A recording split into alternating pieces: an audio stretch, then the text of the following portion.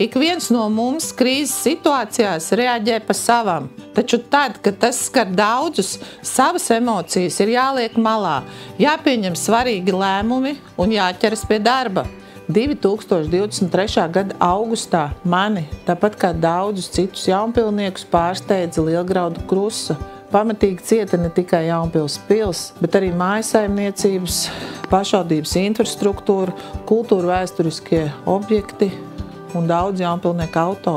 Es tiešām lepojos, ka mums novada vadībai kopējiem spēkiem izdevās ātri un profesionāli rast pēc iespējas labāko risinājumu. Tas nodrošināja ne tikai pils jumta un fasādes daļai atjaunošanu ātrāk nekā tika prognozēts, bet arī izstrādāt tādu atbalsta mehānismu, kuru vēlāk pārņēma arī citi.